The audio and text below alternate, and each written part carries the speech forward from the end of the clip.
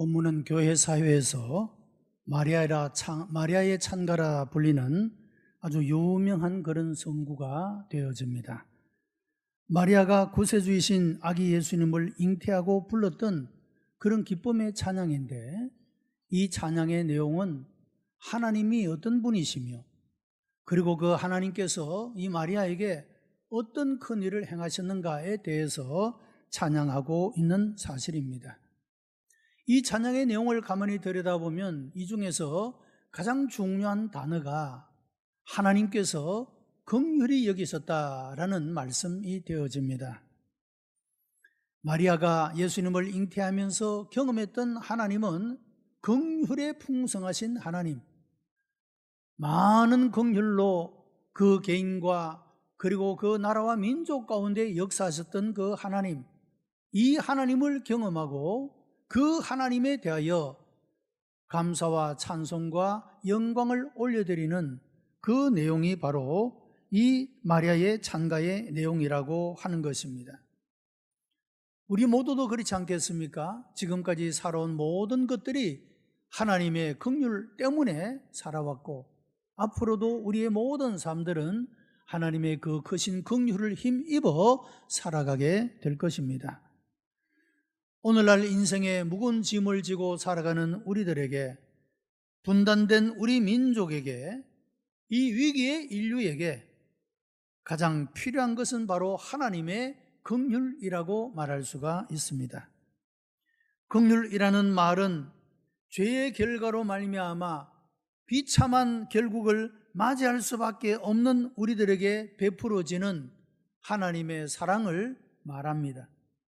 긍휼과 함께 동전의 양면처럼 항상 따라다니는 말이 은혜라고 하는 말입니다. 이것은 우리가 아무런 자격이 없음에도 불구하고 하나님께서 우리들에게 좋은 것으로 베풀어 주시는 그런 하나님의 사랑을 은혜라고 말하고 있는 것입니다. 마리아는 예수님을 잉태하는 이 모든 과정을 통하여 하나님의 크신 긍휼과 은혜를 경험했다라고 하는 것입니다. 대림절 둘째 주일을 맞이하며 예배드리는 우리 모든 성도들에게도 이런 하나님의 크신 긍휼과 은혜를 경험하는 복된 성탄의 계절이 되시기를 주님의 이름으로 축복합니다. 마리아가 경험했던 하나님의 긍휼은 첫째, 마리아 자신이 하나님께로부터 선택받았던 마리아의 선택 속에 나타난 하나님의 긍휼입니다.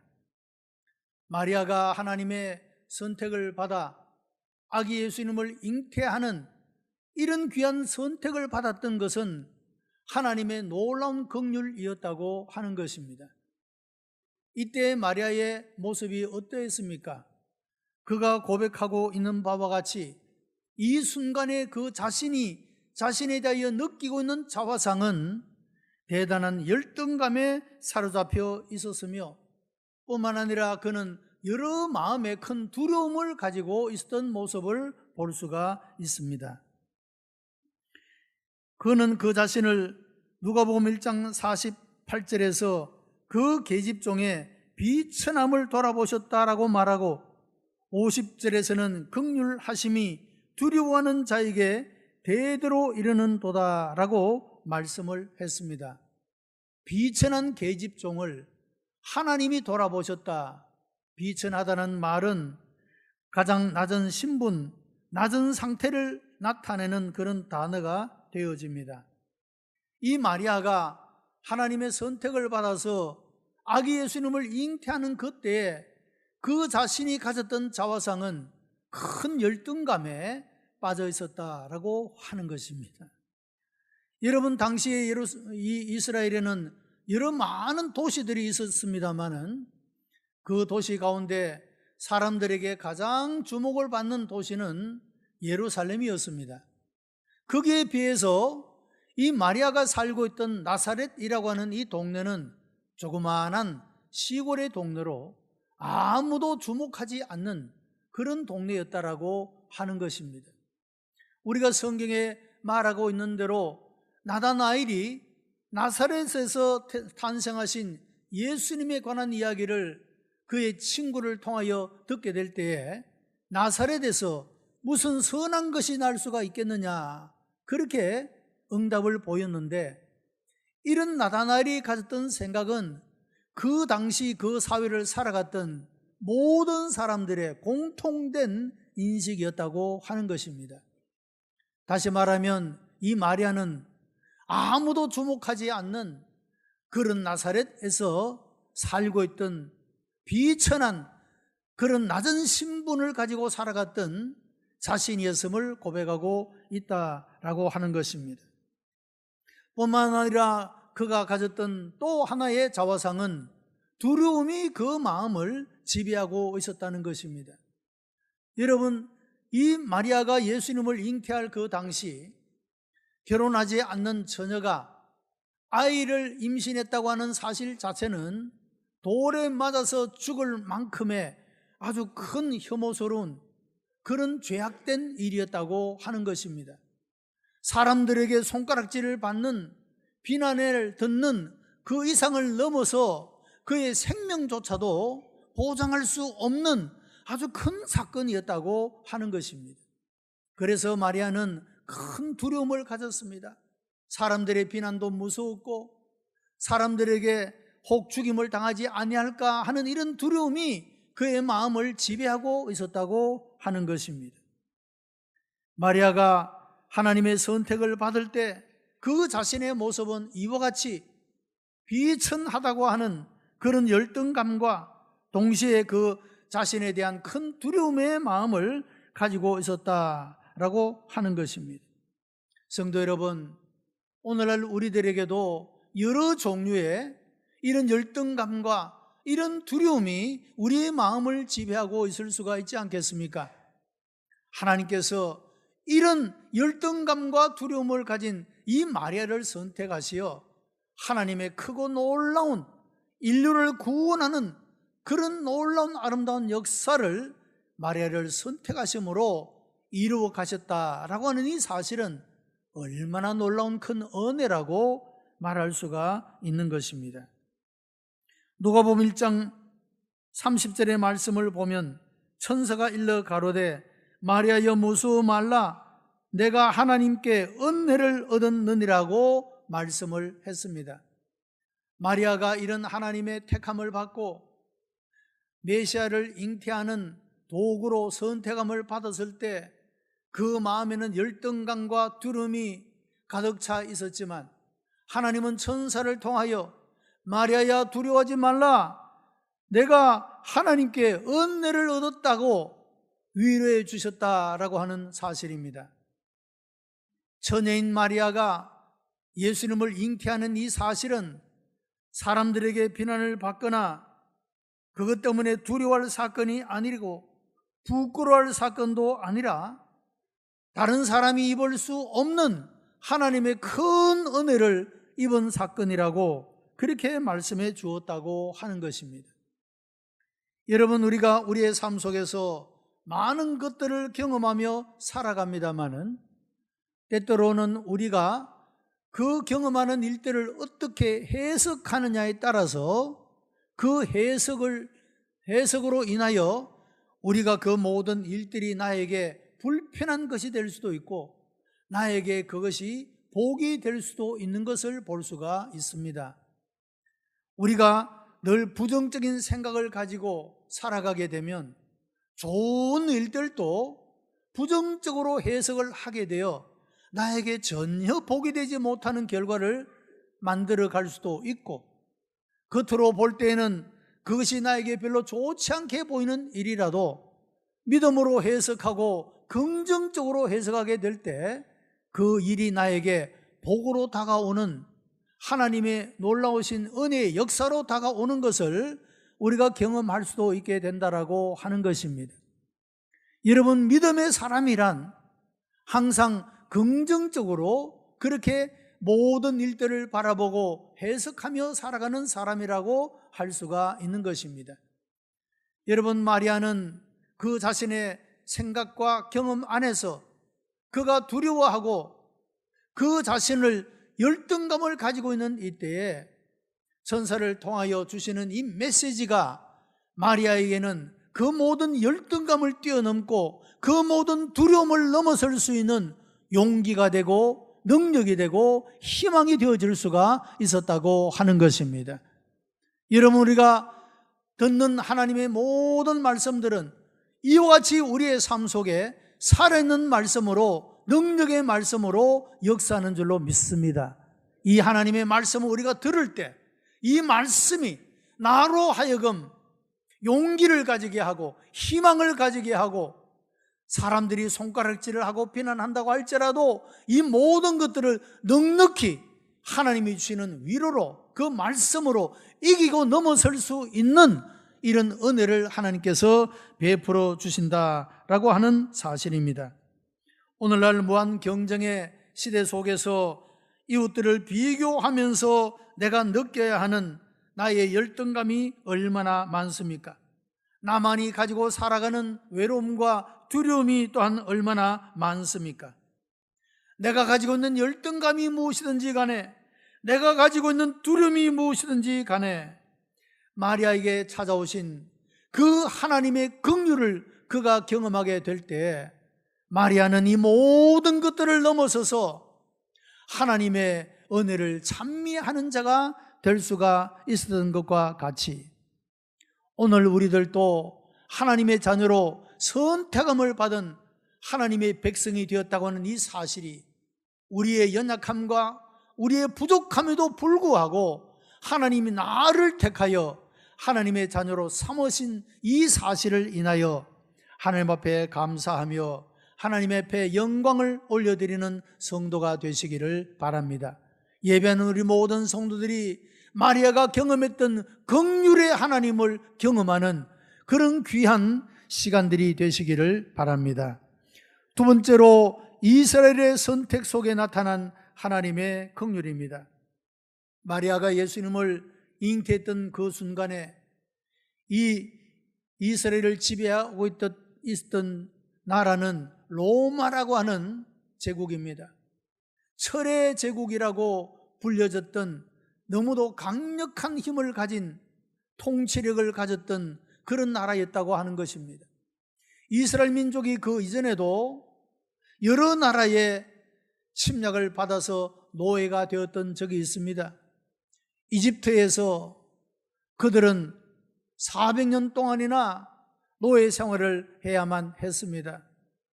그리고 아수르에 의해서 그들은 노예 생활을 해야 했고, 그리고 바벨론에 의해서 그들은 노예 생활을 경험했습니다.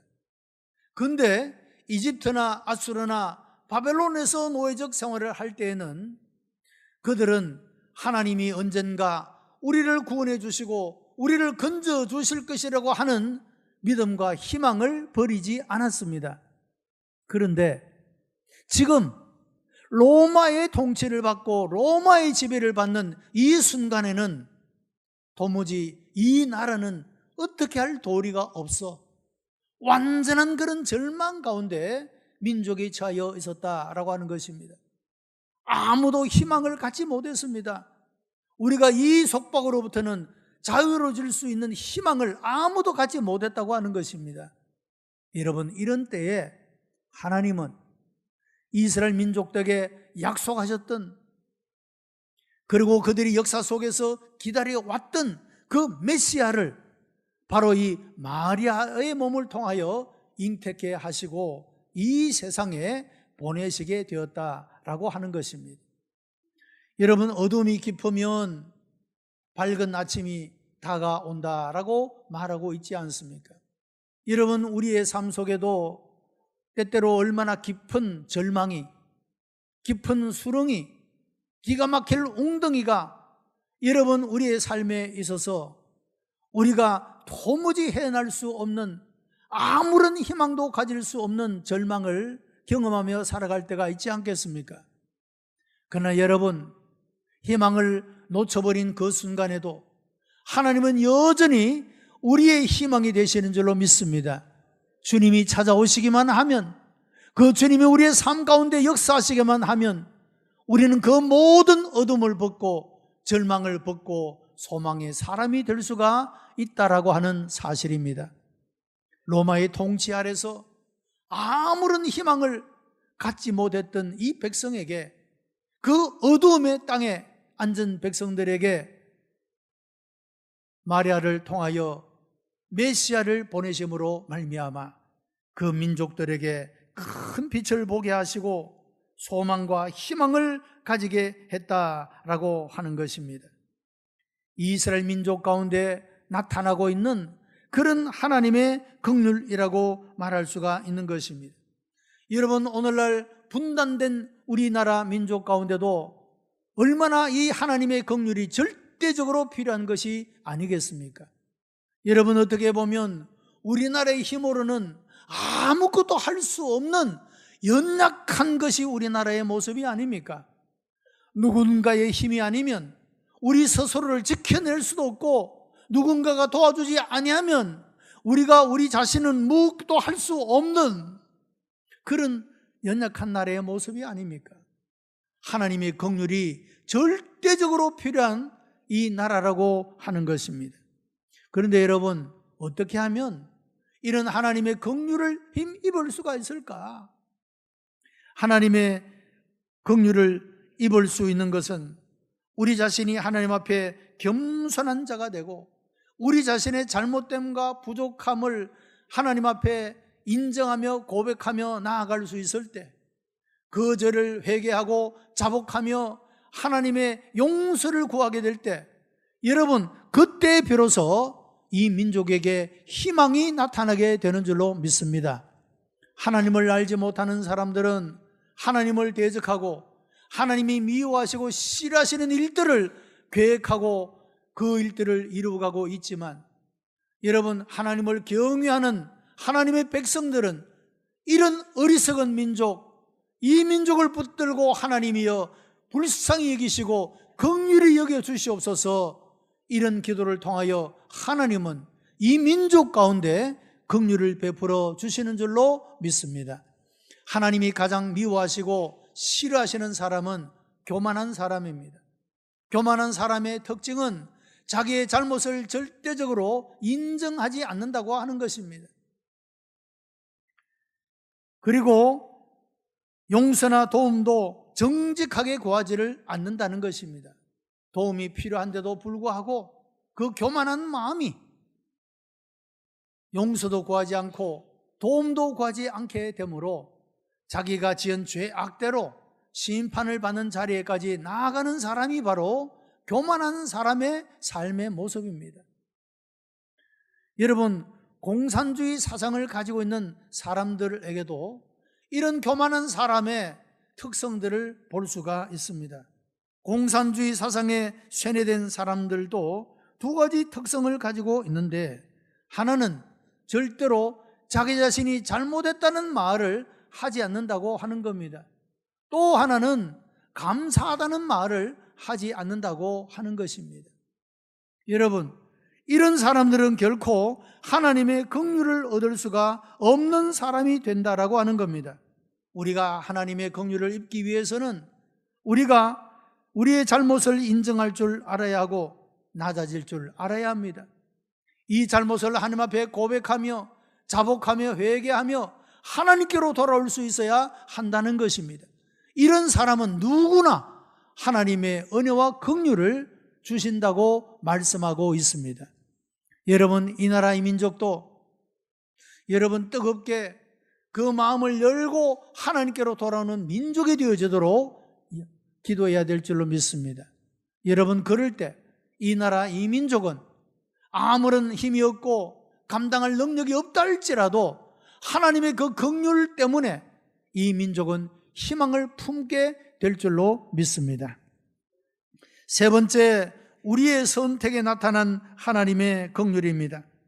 우리의 신앙의 출발을 생각해 보면, 나 같은 사람이 예수님을 믿고 죄를 사함받고 하나님의 자녀가 되어 영원한 하나님 나라의 상속자가 되어졌다고 하는 이 사실은 여러분 얼마나 놀라운 하나님의 은혜와 긍휼인지 모르는 것입니다. 에베소 2장 4절에 긍휼에 풍성하신 하나님이 우리를 사랑하신 그 큰 사랑을 인하여 라고 말하고, 에베소 2장 8절에서는 너희가 그 은혜를 인하여 믿음으로 말미암아 구원을 얻었나니 이것이 너희에게서 난 것이 아니요 하나님의 선물이라고 말씀하고 있습니다.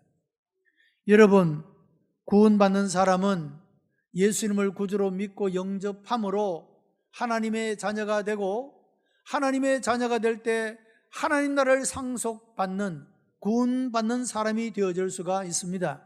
그런데 우리가 가진 이 믿음이 어디로부터 온 것이냐? 하나님께서 우리들에게 이 믿음을 선물로 주셨기 때문에 우리가 이 믿음을 가지게 되었다고 하는 것입니다.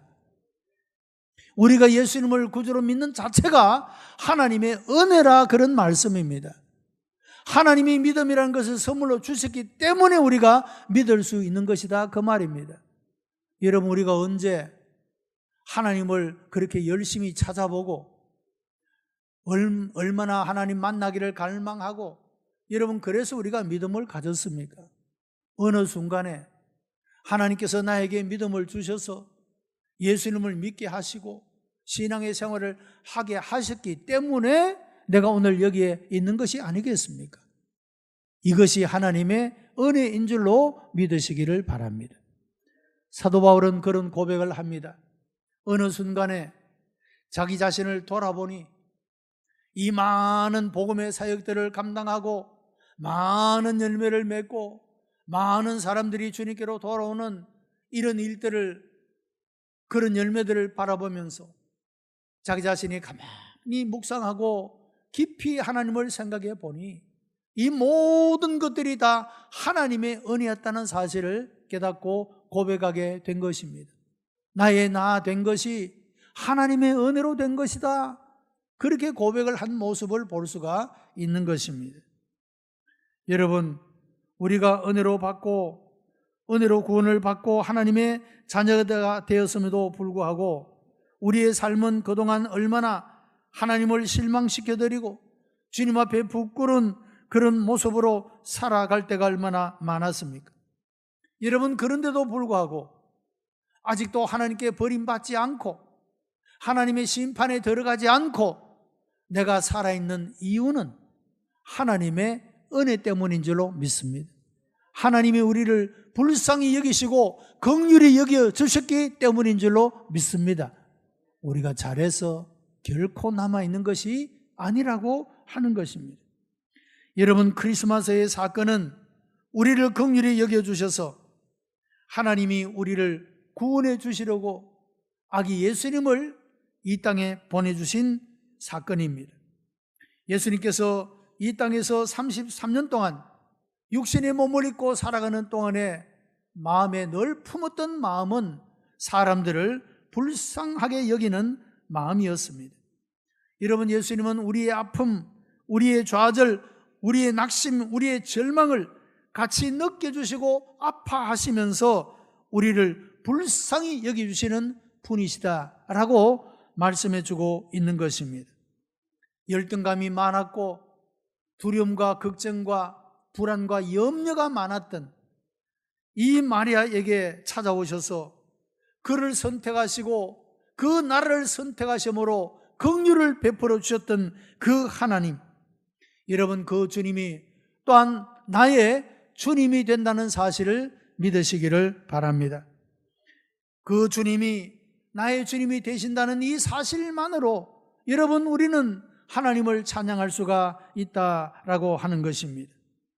성탄을 기다리는 계절에 주님의 긍휼을 구하고 주님의 긍휼을 힘입어 여러분, 우리의 삶들도 하나님이 기대하시고 원하시는 모습으로 응답하는 복된 삶을 살아갈 수 있게 되어지기를 바랍니다.